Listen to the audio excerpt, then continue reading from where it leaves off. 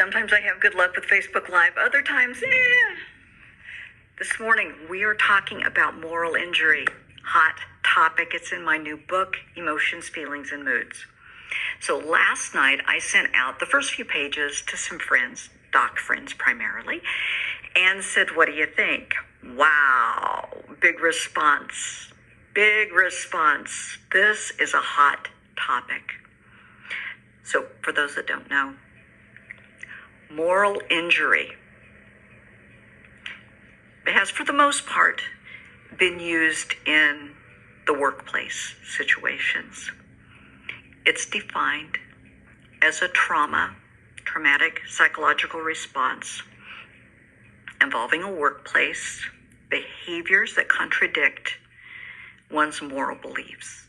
So you can be participating or witnessing behaviors, situations, events that are against your moral beliefs. This started around the time of COVID is when it really started to bubble up. Wow, it's big. It is big. Because everybody recalls COVID, we're still eyeball deep in it. But back in the beginning, we didn't have vaccines. All we had were millions of people dying all around us. And it was horrific. It still is. I opened the area of my trauma practice to docs and nurses. No charge. Call me if you need to vent. I would get calls night and day. Calls from stalls in bathrooms, break rooms, people curled up with their, how you have your knees around your chest, rocking back and forth, crying, bruises on their face, on their foreheads from the masks, saying, I can't do this, I can't do this, I can't do this. They're surrounded by death and dying. We didn't have vaccines. There was nothing you could do except put somebody on a vent, knowing they're not coming off the vent. You have family members begging, please let me be with them when they die. You can't. Honey, you can't. People dying alone in a room, on a machine, sometimes not on a machine. If you can, if you have the time, you FaceTime the family and let them say goodbye. Too many times you couldn't. There wasn't time. There were too many patients, not enough people. You had staff that were getting sick. The rub in this is, as healthcare workers, we take an oath. First, do no harm. Hands were tied. There was nothing we could do. Everyone was doing their best, but sometimes the best isn't good enough, and this was one of those times. I had a resident call me. I'm going to probably tear up on this, so I'm sorry if I do. I had a resident call, and he hadn't been out of school long. This was one of his first rotations, and he's in the ER. Okay. And what started out just a normal rotation is now death and dying. And he called. The first time he called, I don't know if I can do this. I didn't sign up for this. And we talked. It's very important to allow people to vent, share those feelings, get it out. We talked a long time. And he called frequently. And after a couple of weeks, he was still calling. And he called one night. Must have been like 3, 4 in the morning. Right on the verge of hysterics. Crying. Saying, I can't do this. I can't do this. They just backed the truck into the parking lot outside the ER, and it's full of dead people. Makeshift morgues. He said the waiting room is overflowing. We have people in the halls. We don't have beds. There's nothing I can do. And he was rocking back and forth saying, there's nothing I can do. There's nothing I can do. The other is, you can be there. Just be there. Hold their hand. Be there for them. We talked a long time. He was paged. He had to go. A few days later, I got a call from a family member. He took his own life. He couldn't handle it. That was not uncommon. And it's heartbreaking. Now we have doctors and nurses that have left the profession. Brilliant, talented people that just couldn't deal with it. And with COVID, it's such a conglomerate. I'm sorry to use this term, I don't offend anyone. It's such a shit show, because it is. You have burnout because you have people working horrendous hours, nonstop, deluged with people, critical cases. That goes so far beyond burnout, so far beyond PTSD, so far beyond moral injury. They're missing, their children's birthdays, first steps, first words, Christmas, Hanukkah. They missed it all. And as we know, sleep deprivation does weird things to our minds, and they start imagining spouses having an affair and the kids calling somebody else mommy and daddy, and exhaustion will do that. It was awful. Thank God for people like Dr. Brad Dreyfus, Brad, you hate the word hero, but I'm going to use it. Brad's great. Trauma Doc in Tucson started HCW Hosted to help all of these folks deal with mental health care and physical health care, of course. But we needed to get them some help, and we needed to get them help fast. And Brad was there. He was also behind getting people brought in extra help. Bring in the nurses, the traveling nurses, bring in whoever we can all over. Let's just, get the help, make the best of this so people aren't killing themselves, because they were physically, mentally, emotionally, and literally. Brad, you did a great job. There was a recent article, I want to say in the New York Times. If I'm wrong, I'm sorry, but please check it out. It was in the op-ed. Brilliant.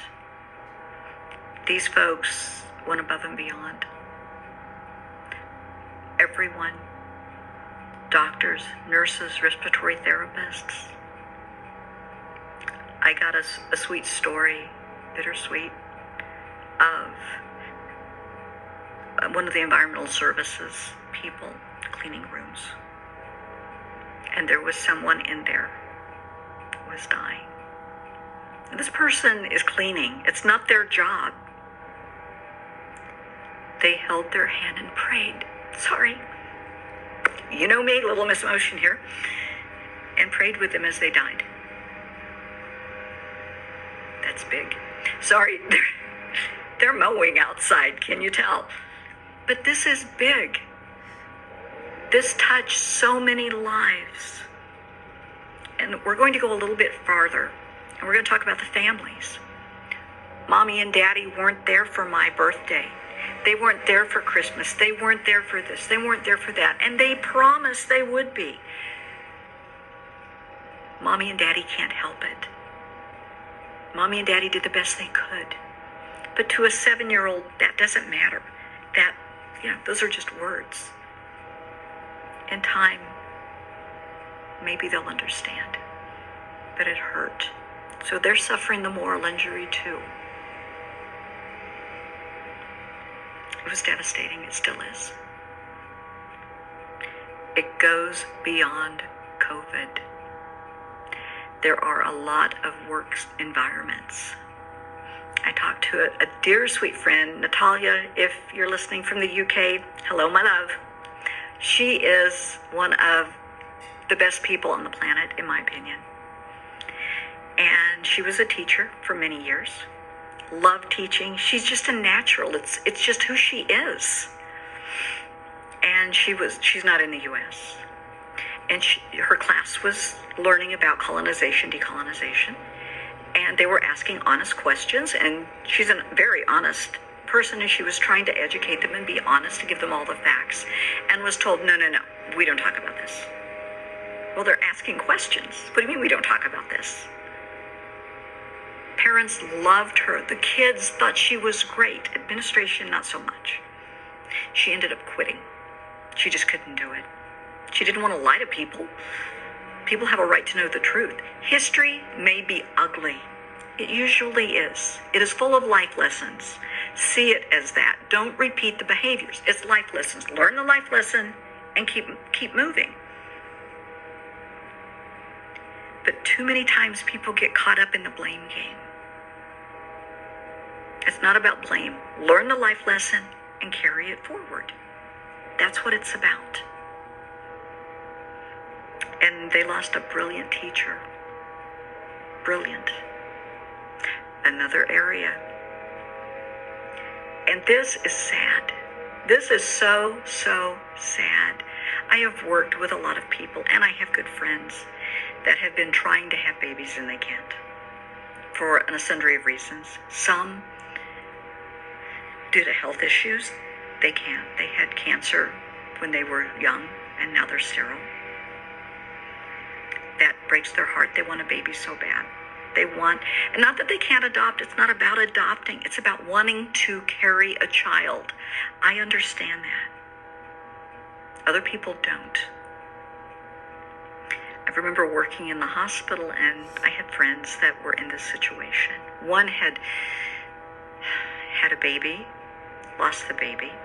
It was a very traumatic birth, and she ended up having a hysterectomy. That was just so sad. She came back to work.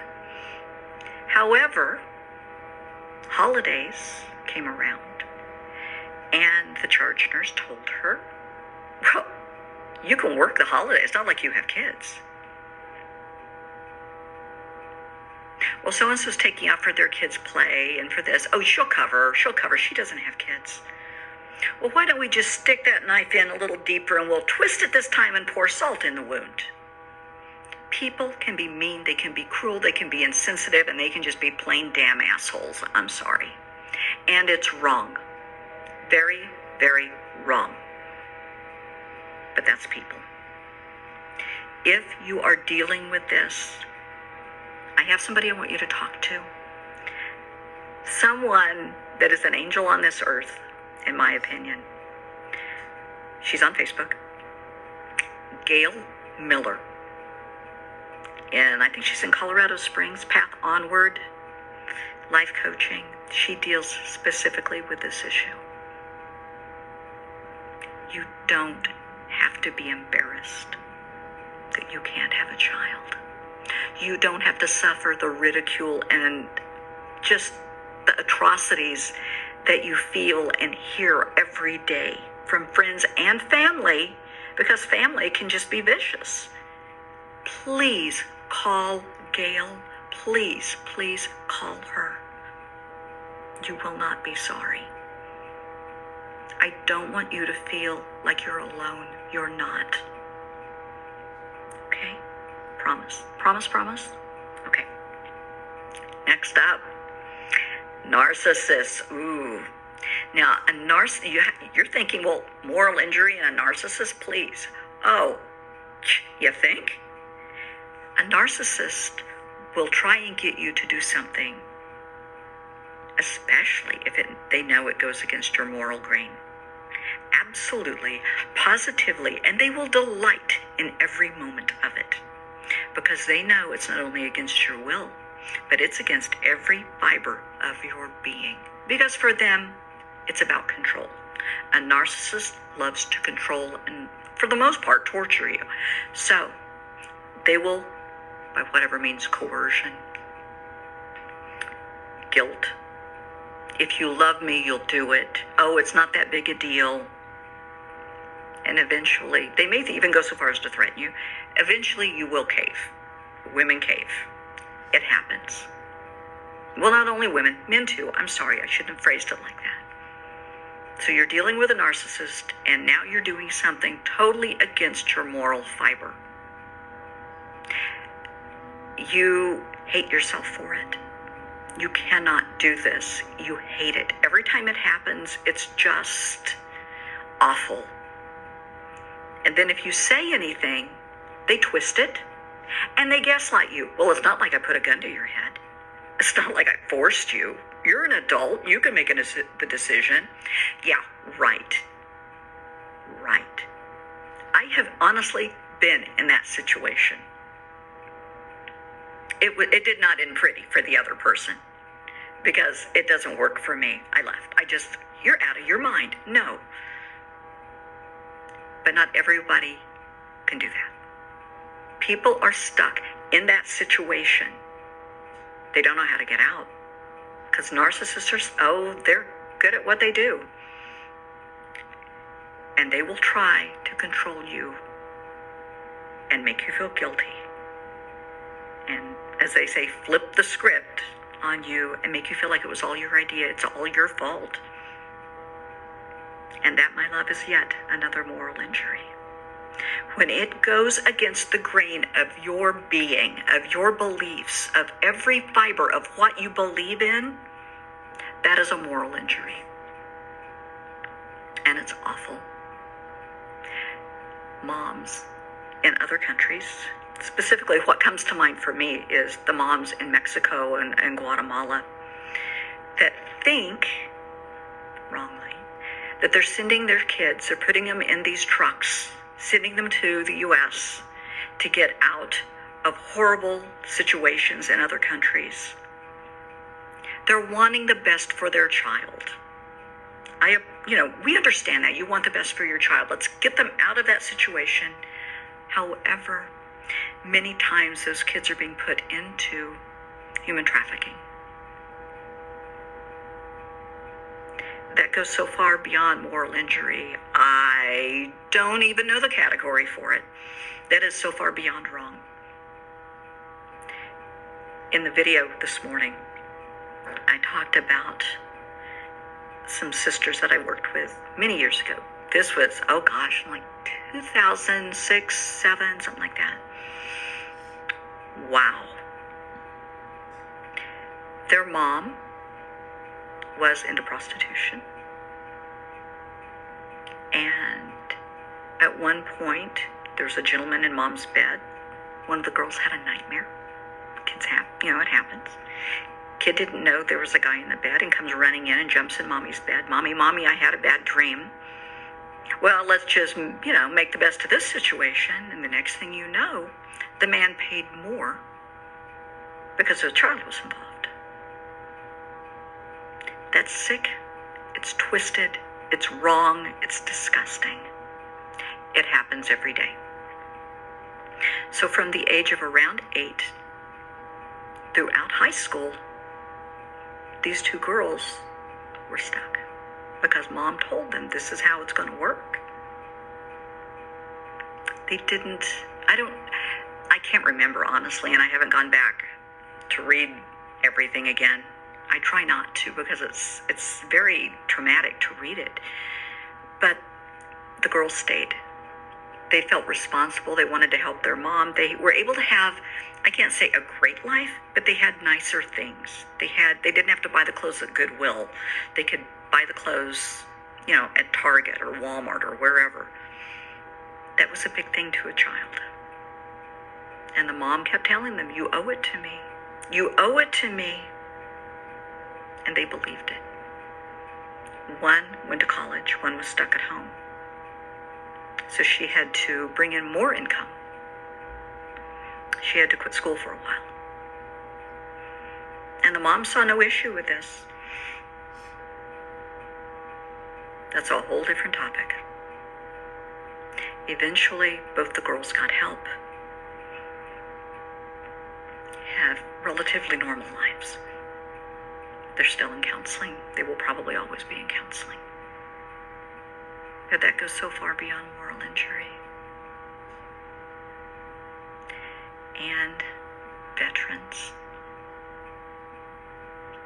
I treat a lot of veterans. These people mean so much to me. They are some of the bravest souls, and not just for what they endured overseas, because that was bad enough, but what they have to live with every day, because they brought those scars home. Many of those scars are still open wounds. They were forced to observe and sometimes participate against their will with some of the most disgusting, horrible, I don't know if there's a word for it, for some of the things that I have heard that I know are true, that they had to witness. They were told, make sure nobody sees this. And people would do horrific things to children, to women, to elderly people. And just when they thought it was over, someone in charge would come to them and say, hey, get in here, you're next. You're going to be part of this, because if you're part of it, you're not going to talk. It's horrible. And then they come home, and family wonders why. Why can't you go see your little sister? She just wants a hug. Your grandparents can't wait to see you. You're not going anywhere near them, because it all floods back. That's what they're dealing with every day. Talk about moral injury. It's awful, and it's very real. It can happen in any aspect of your life. And that's what's sad. Many times it's just classified as PTSD, which is very true because they can overlap, but there is a difference. And it's just, I want to bring it to the light. It's in my book, Emotions, Feelings, and Moods, which will be out eventually. But not talking about it doesn't make it go away. People need to know, oh my God, this is what I went through. I'm not crazy. It's not just PTSD. Because it's not just PTSD. It's not just burnout. You have been injured. It goes beyond disrespect. It's horrific. And for anybody watching that has gone through this, I'm sorry that you went through it. I am here for you. People that know me know I'm here. I am here, I am here, I am here for everybody. If I can't help you, I will find somebody that can. For those dealing with the narcissist issue, I would recommend you get in touch with Ashley Burgess. That's Ashley, ASHLEY, BERGES. Ashley is one of my besties. She's also known as the Celebrity Life Coach, and she's based out of Dallas. Although I think she's moving to Arizona, which is kind of nice. Ashley's brilliant when it comes to narcissists and dealing with them. There's nothing wrong with getting help. That's the only way you're going to heal. It's not going to be fun. It's going to be ugly, because we have to rip open that wound and clean out all the goo, which means getting down to the feelings and the emotions, maybe reliving the events. As a nurse, I've witnessed some pretty horrible things. Those in the medical field have witnessed some really horrible things that others have done. And we keep our mouths shut because that's what we do. Doesn't make it go away. Doesn't make it any less wrong. And we have to live with what we saw. And we don't talk about it. Ever. But we know it's there. Kind of a code of silence in the medical field. You just keep your mouth shut. You may look at each other periodically because somebody else saw it too. They knew. And it's horrible. I'm here if you want to talk about it. It's not right, what we had to witness, what we had to go through. But you have to heal. At some point, we have to heal. There's a lot of ways to do that. And give away all the secrets of the book. So you still have to buy the book. So we have to heal. And by doing so, we have to forgive. That's hard. I don't know what's harder, forgiving the person that did it or forgiving ourselves for reliving it every day and witnessing it. Keeping quiet, not saying anything, carrying the burden. The people that committed the transgression, we shall say, are generally pretty stubborn individuals. They're right fighters. They're right, you're wrong. They don't want to hear your opinion. It doesn't matter what you think or say. Maybe they're all about the numbers. Maybe they're all about being right. Don't try to talk to them. Don't try to convince them of your reasoning, your side. Walk away. It's not going to work if you argue with them. It's just going to go to a confrontation, an altercation. That's going to get ugly. Just walk away. Walk away. Because, and listen closely, I don't want to offend anyone. Listen closely to these words. They are ignorant. Ignorant means uneducated and unwilling to become educated as to the facts. Let it go. Just let it go. Carrying it around is like a poison inside of you. It's like a cancer inside of you. It will eat at you every day. Let it go. I will help you learn to let it go. They are not worth your time and energy. Do you think they're giving you any thought? No. So let's let it go. And then we have to forgive ourselves. It can be done. It can be done. It's not that hard. It's actually easier than you think. There's a process. Do not laugh at me, and I know you're going to, those that know me. What I suggest in my practice, it's a Hawaiian prayer, and it is called, and I'm going to screw this up, I'll tell you that right now, the Ho'oponopono. I think I pronounced that right. If you Google H-O apostrophe, it should pop up. And it's just a basic prayer or mantra to forgive yourself. And you can do it many, many ways. There's a lot of videos, guided imagery, relaxation, hypnotherapy, meditation videos on it. It's brilliant. First step, I want you to go into where you have a mirror. Don't roll your eyes. I just saw that. Look in a mirror, and you're going to say, I'm sorry. I want you to apologize to yourself, and I want you to mean it. I'm sorry. You've kept this locked inside you for all these years. You haven't talked about it. You've suffered. You've carried this burden by yourself, maybe your entire life. Look in your own eyes and say, I'm sorry. Please forgive me. Thank you. I love you. And you're saying this to yourself. Yeah, you're going to feel stupid the first time. Get over it.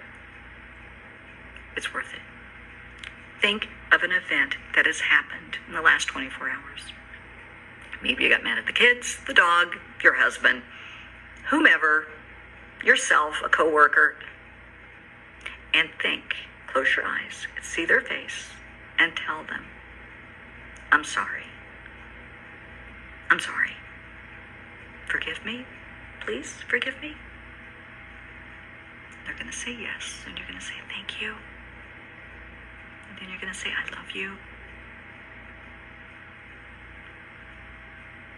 I know, it sounds simple. Kind of is. The first time somebody said, I think you might want to use this in your practice, I thought, you're right.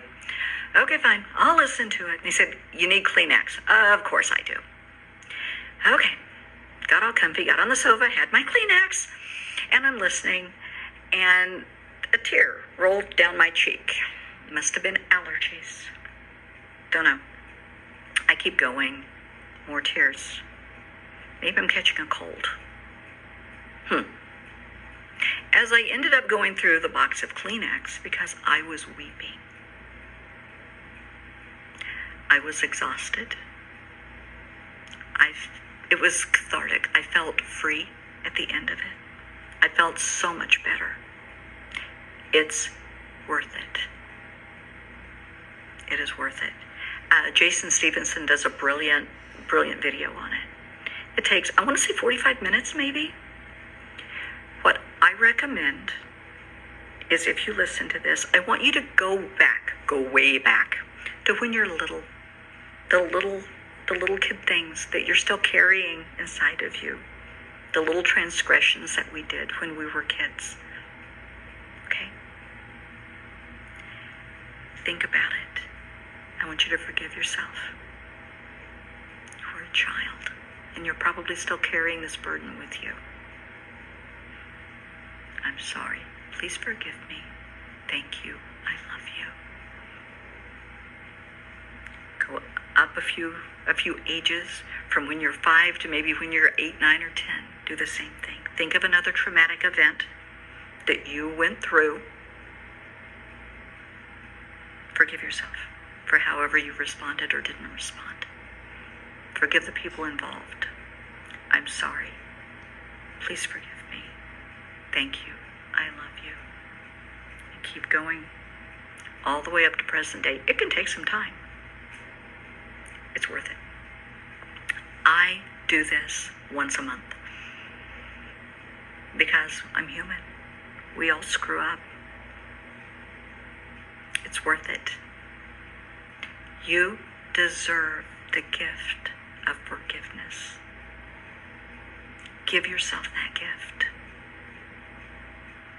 You're worth it. You're worth healing the moral injuries. If it is due to a workplace situation, there may be legal assistance for you, possibly. I do know some attorneys, at least in California, that are willing to talk to you. If they're licensed in your state, of course. If not, they may be able to find an attorney in your state that can help. But in some instances, you may need to get some legal help because you deserve that. If you had a boss that was unfair to you, intentionally made you do things against your moral beliefs, you're not alone. You're never alone. I'm always here. Those of you that know me, I am always here. Try and get rid of me, oh please. I will keep you posted on the book. For those that are watching, thank you. If you have questions, comments, please DM me. I want to know. I want to hear.